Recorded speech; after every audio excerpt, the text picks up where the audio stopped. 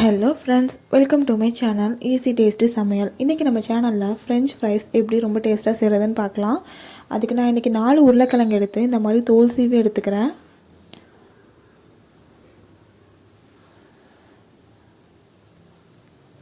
இந்த மாதிரி எட்ஜஸ்லாம் கட் பண்ணிக்கோங்க. கட் பண்ணிவிட்டு இந்த மாதிரி ஸ்லைஸாக கட் பண்ணிக்கோங்க.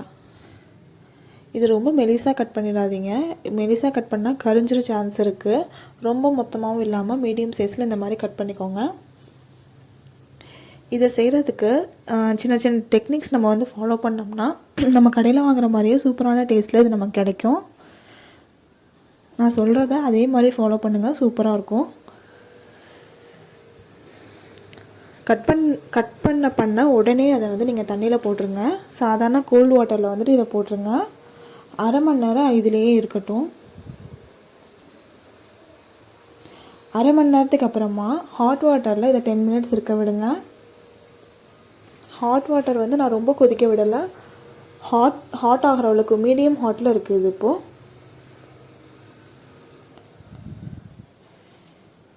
இந்த மாதிரி போடுறது மூலமாக உருளைக்கிழங்கோட உள்ளே இருக்கிறது வந்து கொஞ்சம் நல்லா வேகும். இந்த நேரத்தில் கொஞ்சமாக சால்ட் போட்டுக்கலாம்.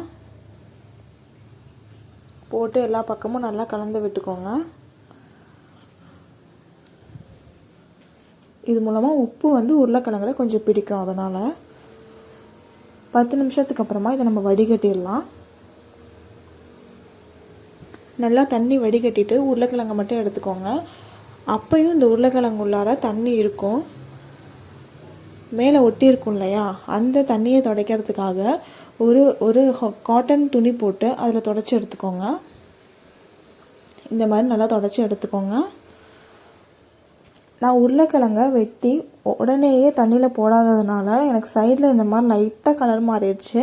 நீங்கள் வந்து இந்த தப்பை செஞ்சிடாதீங்க, உடனே நீங்கள் தண்ணியில் போட்டுருங்க. இப்போது ஹாட் வாட்டரில் போட்டு எடுத்துட்டோம், நல்லா துடைச்சி எடுத்தாச்சு. இப்போ இதை நம்ம 2 டைம் ஃப்ரை பண்ண போகிறோம். ஃபஸ்ட்டு மீடியம் ஃப்ளேமில் வச்சு ஃப்ரை பண்ணிக்கலாம். இது மூலமாக நல்லா உருளைக்கிழங்கு வந்து ஃபஸ்ட்டு வேகும். கலர் வந்து சேஞ்ச் ஆகாது. நம்ம செகண்ட் டைம் வந்துட்டு நல்லா ஃபுல் ஃப்ளேமில் வச்சு நம்ம வறுக்கணும். ஹை ஃப்ளேமில் வச்சு நம்ம வறுக்கும்போது மேலே வந்து கிறிஸ்பியாக கொஞ்சம் கலர் சேஞ்ச் ஆகி கோல்டன் ப்ரௌனில் நமக்கு கிடைக்கும். இந்த மாதிரி 2 டைம் நம்ம வந்து ஃப்ரை பண்ணுறது மூலமாக நம்ம கடையில் வாங்குகிற மாதிரி உள்ளே சாஃப்டாகவும் வெளியே வந்து கிறிஸ்பியாகவும் கிடைக்கும்.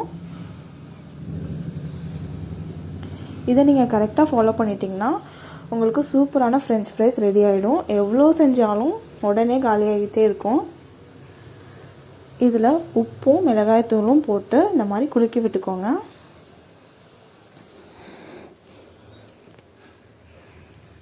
பாருங்கள், சூப்பரான evening snacks French fries ready ஆகிடுச்சு.